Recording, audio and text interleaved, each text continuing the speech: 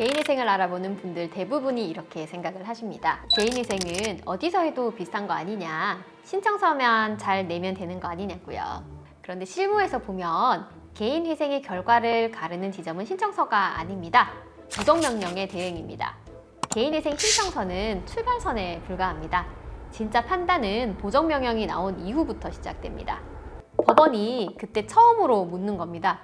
이 채무자가 정말로 성실한지, 이 변제 계획이 실제로 가능한지, 그리고 이 사건을 이 채무자를 믿어도 되는지, 그리고 이 질문에 어떻게 답하느냐에 따라서 변제금이 달라지고 또 기간이 달라지고 어떤 사건은 살아남고 어떤 사건은 그대로 무너집니다.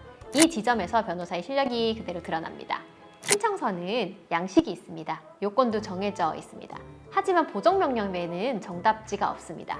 그래서 여기부터는 감정이 아니라 논리, 그리고 사연이 아니라 법리로 싸워야 됩니다. 실무에서 보면 대부분의 보정서는 비슷합니다. 신청인은 반성을 하고 있습니다. 열심히 변제를 하겠습니다. 하지만 분명히 말씀을 드리면 법원은 이런 문장으로 움직이지는 않습니다. 그래서 개인위생에서 정말로 중요한 것은 보정명령이 나왔을 때 어떤 방향으로 대응을 하느냐입니다. 요즘 실무에서 법원이 집중적으로 보는 보정 포인트는 3가지입니다. 첫째, 1년간 돈의 흐름. 둘째, 배우자의 재산. 셋째는 추가 생계비입니다. 먼저 1년간의 돈의 흐름입니다.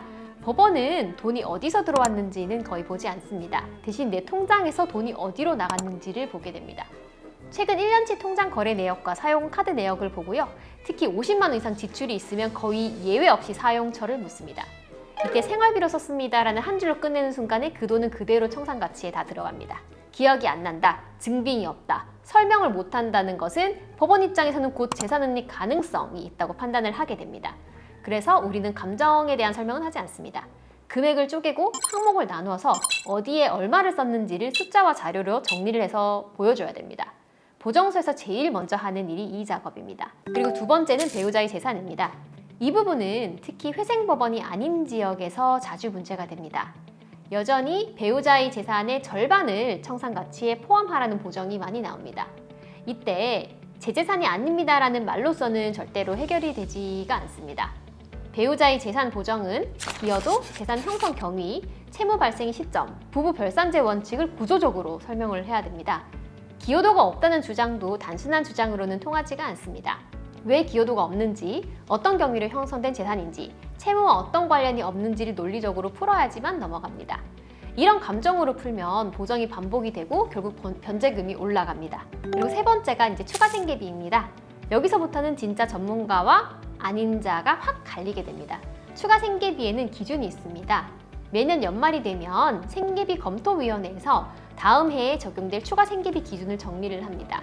문제는 이 기준을 모르고 쓰는 보정서가 너무 많다는 겁니다. 추가 생계비는 단순히 지출이 많다고 인정되는 것이 아닙니다. 월세가 많다는 이유만으로 월세 전액을 추가 생계비로 넣을 수 있는 것도 아닙니다. 기본 생계비에 이미 포함된 주거비 성격을 먼저 걸러내고 그 기준을 초과하는 부분만 논리적으로 분리를 해내야 됩니다. 이 작업 없이 추가 생계비를 쓰면 대부분 추가 보정이 나오게 됩니다. 받을 수 있는 만큼만 정확히 받는 것이 핵심입니다. 그리고 많은 분들이 놓치는 부분이 하나 더 있습니다. 전세로 살고 있으면 추가 주거비를 못 받는다고 생각을 하는데 그렇지는 않습니다. 별채권부 전세자금 대출 채권이 있는 경우에 그 이자 상환액은 추가 생계비로 인정을 받을 수가 있습니다. 단 말로 설명해서는 안 되고요. 대출 계약서, 부채증명서, 실제 이자 상환 내역을 함께 제출해서 회생 이후에도 계속 부담해야 하는 주거비라는 점을 자료로서 입증을 해야 합니다. 이렇게 기준을 알고 적용 범위를 계산하고 자료까지 갖춰서 써야지 법원이 받아줍니다. 추가 생계비는 많이 써서 받는 것이 아니라 제대로 써서 받는 것입니다. 실제 사례를 보면 차이는 더 명확해집니다. 법원이 주식이나 가상화폐 손실금을 청산가치에 반영하라고 보정하는 경우가 있습니다. 대부분의 사무실은 반성하고 생계비를 줄이겠다고 쓰는 경우가 많습니다.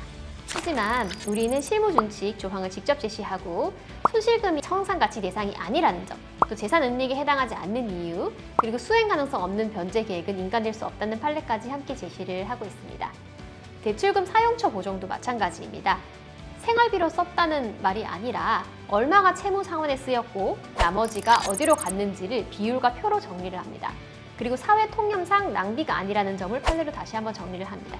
그래서 결과가 다르게 나옵니다. 감정에 호소하는 보정서는 결과를 바꾸지는 못합니다. 법리와 수치로 설득하는 보정서가 결과를 바꿉니다. 우리가 이렇게까지 하는 이유는 단순합니다. 개인위생은 인가받는 게 목표가 아니라 끝까지 완주를 하는 것이 목표이기 때문입니다. 감당할 수 없는 변제금으로 인가를 받으면 그거는 제기가 아니라 연장되는 고통일 뿐입니다. 감정이 아니라 법리로, 부탁이 아니라 소명으로 법원과 마주하는 것, 그리고 실제 그것을 해내느냐 못해내느냐가 결과를 가르게 됩니다. 어디서 하느냐보다 보정명령을 어떻게 대응하는지를 먼저 보셔야 됩니다. 지금까지 디데이 회생의 이지은 변호사였습니다. 감사합니다.